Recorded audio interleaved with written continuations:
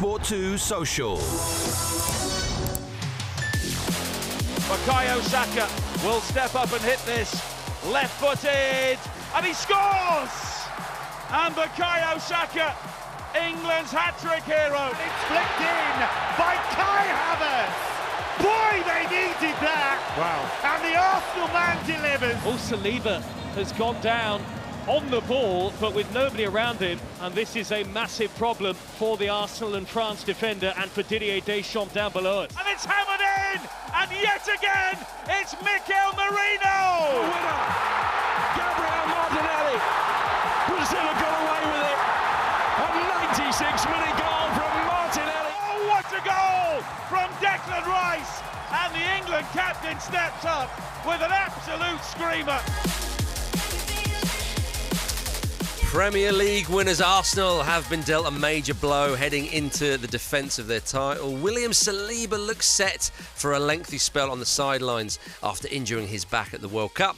Declan Rice and Bukayo Saka both looked far from full fitness during England's campaign too. So how long will it take the Gunners to get back up to full speed? Let's get stuck into that and more with CJ now. Yeah, I said to you before the break, CJ, that I think Arsenal are clear favourites for the Premier League going into this season. I'm going to remove the word clear after all this, actually. I've been reminded of some of the hurdles they're going to have to get over, namely William Saliba, who's definitely out for a long time. It's not good. I mean, how worried are you with the prospect of going into the new season without William Saliba, such a crucial player for Arsenal, particularly last season? I mean, anyone would miss the best centre-half in the world, right, Marcus? Like, it's fair to say. He's an absolute Rolls Royce. And as I was saying earlier before the break, like, it was a ticking time bomb. If it didn't happen in a France shirt, it would have happened in an Arsenal shirt. Now, you've got to try and look for the silver lining. I'm not suggesting Saliba being injured is one, but you might be able to cheat the game. There's an international break. Obviously, it's pre-season now. A silver lining also is, and you'd have to ask a physio, there's no surgery. Now, of course, the double-edged sword is we're going to have to wait for the situation to develop. There's plenty of chatter about Mikel Arteta playing players into the ground. There's plenty of talking about, players needing rest just in whole totality of the sport. But I think one thing that they don't talk about is players need to save themselves. Players need to be saved from themselves. Yeah. I'm not saying it's wrong, but if you're William Saliba, you've been fighting for a Premier League title. You've come up short. You're going to, like a number of players, put your body on the line to get over the line, which they obviously did. Champions League final, we all know he went into it without being fully fit and he's been taking painkillers. Morally, you probably need to, take yourself out the firing line, but you want to play in that. You want to participate in that. Then you're going to a World Cup where, again, you're managing it. France have gone to go down against Spain in the quarter semis, whatever it was, half an hour in. If he didn't, going down concerns me because that tells me the sort of patch-up job that we have, it was like it couldn't last. If I'm honest with you, it's like Saliba's like having a puncture. It's like having a bike puncture. You can keep getting your puncture kit and getting your puncture kit, but at some point, you're going to just probably need to buy a new tyre or have a separate spare tyre. Yeah. I mean, last season, we coped with it, and I know we've only won one league title of 4 out of 4, but a lot of our key results or standout performances, me and you were here. I know we didn't win the Champions League, but me and you were here watching Real Madrid. I remember, yeah. Exactly. They haven't been achieved with necessarily our strongest team on paper. So we need a bigger squad like a number of teams. Of course, it does make you a bit nervous when these players come back. How will they come back? How will Mikel Arteta manage that? Will Berta get into the transfer market and help us in that regards? But that's the only thing that can derail our Premier League title concern. And that makes me look to the second half of next year with optimism. The first half, I'm scared. Yeah. First 5 games, scary. Yeah, but then it's all about the last 6 months, according to Man City and Guardiola, isn't it? I mean, the Arsenal stockpiled centre-backs over the last few years. You could say, obviously, Ben White, I know he's played right-back, Mosquera as well. I mean, Hincapié could even play there. Obviously got him in now on a permanent Calafiore. Do they need more, though? I mean, there's this chat about John Stones and Ezri Konsa. I mean, what do you think about that? Which one do you want to start with, Marcus? Well, let's start with John Stones. He's free. I like the illusion of John Stones. He's just walking around. He's not got a club. There's not a badge on that man's body anywhere. Why don't you slap a big one of the, get the cannon on him, man. John Stones, you're 32 years of age. You're being linked with Italy. Go and try a new experience. I like the illusion of John Stones, Marcus. I like what he could be. The modern day centre half, versatile, Premier League proven, a winner. Yeah. Him and Mikel Arteta cross paths at Manchester City. The illusion of John Stones makes 100% sense. A short term option for Saliba.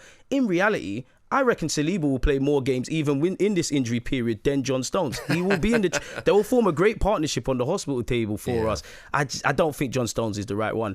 Konsa, I'm conflicted because clearly Arsenal and Aston Villa, because their rumblings have been there for a while, were a massive way apart in terms of evaluation. I'm not the biggest fan of Konza, but he has converted me.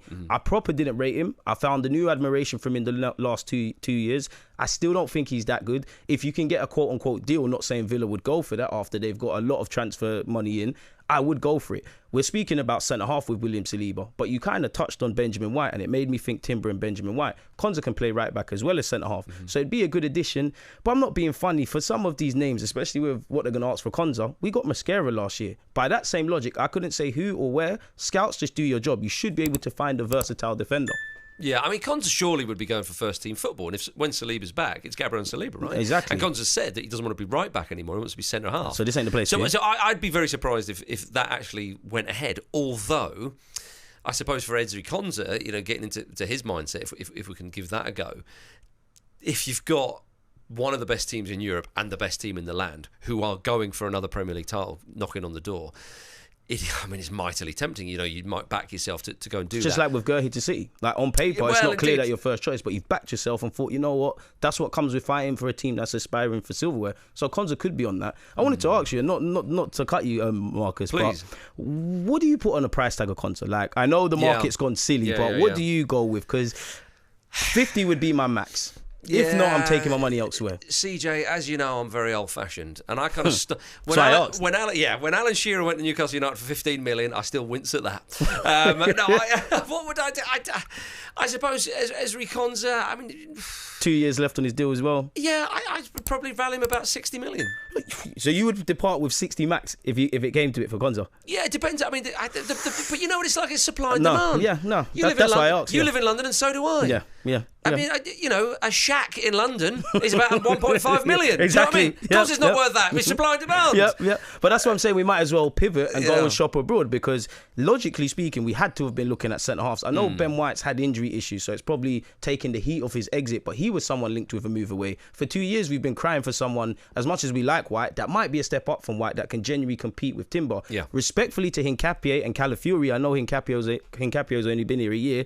They're known to pick up knocks. Gabriel has dodgy knees as well, as much as I love him, and he picks up knocks, going back to what you said about the spine. I would say Saliba's injury changed my thinking, because going into it, I was of the belief, can we get a Timber, Tomiyasu kind of profile, someone that can play across the back four? Now I've kind of pivoted, especially in Saliba's absence, apologies.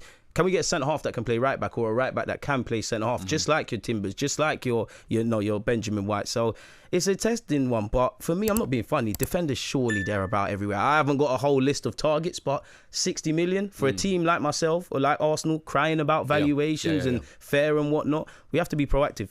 Yes, absolutely. I mean, you're talking about, can we get a centre-half in who can also play right-back? You sound like Thomas Tuchel, by the way. That's what you're doing. You'll be after Gerald Konza, maybe. Is he still banned from that red card against Mexico? How does it work? Tuchel, bring me into the coaching job, man. Maybe that's it. Morgan Rogers went to Chelsea. Don't remind me. Yeah, sorry about that, but I am going to have to.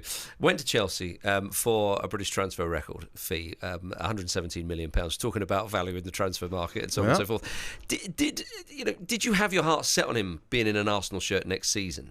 Personally, 100%, Marcus. 100%. So does that wrangle you a little bit that Chelsea got there ahead of Arsenal? It stings me, because he's a player that I actually first saw playing for West Brom's under 18s against us when we beat them, and since then I've had in my mind, I've been tweeting, I want this guy. Of course, I couldn't see at the time what he'd go and develop and go and do and whatnot. Going into the World Cup, you remember he was touted as probably playing ahead of Jude Bellingham, so his stock was rising. He's had 2 great years of Aston Villa. The thing with Arsenal, and I'm probably the wrong person to ask because I love Morgan Rogers, in my heart of hearts, I don't think it would have worked out with him on the left-hand side on a consistent basis. I wanted him.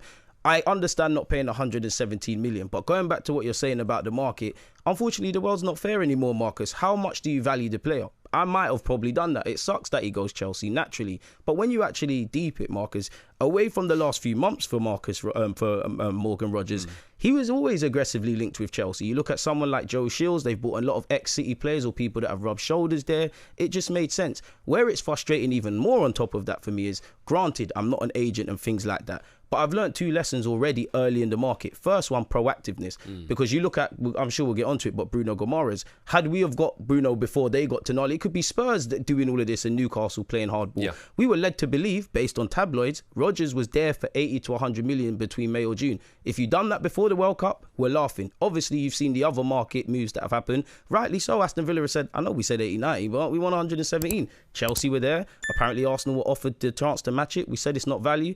So I can be upset about Rodgers. But my thing now, Marcus, is where's the other alternatives? Where are they? Well, I think we may talk about Bruno Guimaraes after the break because we've got Jack Cunningham coming in to talk about Newcastle United. You're listening to The Social on TalkSport 2. And yes, next up, we will talk Newcastle United. Another frustrating summer so far for the Magpies. Online.